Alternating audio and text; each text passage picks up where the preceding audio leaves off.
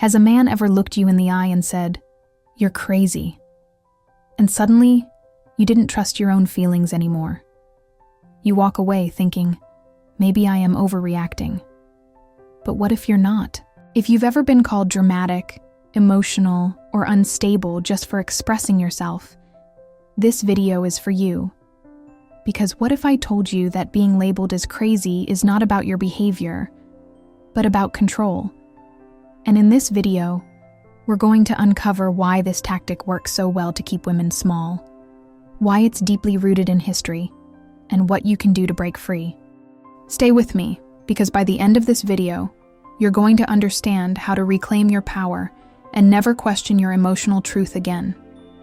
Let's talk about the weaponization of the word crazy, and what to do the next time it's used against you. For centuries, when women expressed anger, grief, or even passion, society didn't lean in to listen. Instead, it shut them away. In the 19th century, women were institutionalized in asylums for things as simple as hysteria, melancholia, or menstrual derangement. Women were locked up for challenging authority, for speaking up in their marriages, for crying too much, or for not fitting into the mold of the obedient, quiet wife. In fact, historian Elizabeth Packard was institutionalized by her own husband for disagreeing with his religious views, and she wasn't the only one. While they can't put us in padded rooms anymore, the mentality is still alive. Today, instead of locking us up, they lock us down with labels. The phrase "you're crazy" is the modern-day straitjacket, and many women still silence themselves before anyone else does, because we've been taught that our emotions are dangerous. The label crazy is powerful because it attacks your credibility. Psychologically, it creates what's known as gaslighting, a form of emotional abuse where someone causes you to question your reality. And it works because it targets your identity, not your actions. It doesn't say what you did was irrational. It says you are irrational. And once you start believing that, your voice gets quieter. Your confidence shrinks. You start to seek permission instead of standing in your truth. Neuroscience backs this up. When a person is constantly invalidated or emotionally dismissed, their brain's emotional regulation systems become dysregulated. The amygdala, the part responsible for fear and emotional memory, becomes overactive, leading to chronic self-doubt, anxiety, and even depression. In simple terms, being constantly told you're overreacting wires your brain to fear your own emotions. This is why many women begin second-guessing themselves. They don't trust their gut. They apologize for their tears. They hold back when something hurts, because they've learned that being honest might cost them love. But the truth is, what they called crazy was often just clarity. So why does he call you crazy? Because it works. Because it protects his ego. Because it flips the script. In many cases, a man who doesn't have the emotional intelligence to hold space for a woman's truth will instead try to control the narrative. It's easier to dismiss you than to confront his own shortcomings. This tactic is rooted in patriarchy, the belief that men are rational and women are emotional. That male logic is superior to female intuition. But anyone who has studied psychology knows the truth. Emotional intelligence is not weakness, it's wisdom. Carl Jung, the father of analytical psychology, once said, "Emotion is the chief source of all becoming." There is no change from darkness to light, or from inertia to movement without emotion.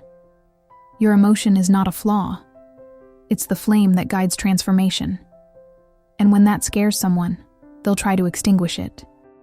So what should you do when he calls you crazy? First, pause. Take a breath. And ground yourself in the truth. You are not crazy for feeling deeply. Your feelings are messengers, not enemies. They are data points, not defects. Instead of shrinking, name what's happening. Say, "I'm not crazy. I'm expressing something you're uncomfortable with." Or, "This isn't about me being irrational. This is about you not being able to hear me." Or, "I'm allowed to feel things deeply. That doesn't make me unstable. It makes me human." When you respond calmly but firmly, you shift the power dynamic. You refuse to be baited. Next, take a step back and assess. Is this someone who makes you feel safe in your vulnerability, or someone who punishes you for it? Because love should never require you to suppress your soul. And finally, reclaim your emotional authority. Write, reflect, journal. Ask yourself, where did I learn to fear my emotions? Whose voice is echoing in my head? And then replace it with your own. When you stop accepting crazy as a verdict, you start living in your truth. And the truth is, your emotions are not too much. Your intuition is not a threat. Your passion is not a liability. The next time someone tries to label you, remember this. The fire that makes others uncomfortable is the same fire that will light your path. You were never meant to be tame. You were meant to be whole. As women of fire, we don't shrink to fit. We rise to remember. If this video spoke to something deep inside you, share it with a sister who needs to hear this. Comment below. Have you ever been called crazy for expressing your truth? How did it make you feel? If you're ready to walk away from the fear of being misunderstood and step into the full power of your feminine wisdom, I invite you to subscribe. This space is for women who are done dimming their light and ready to reclaim their voice.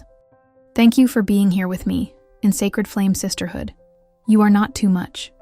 You are a mirror of divine wisdom in motion. Keep rising.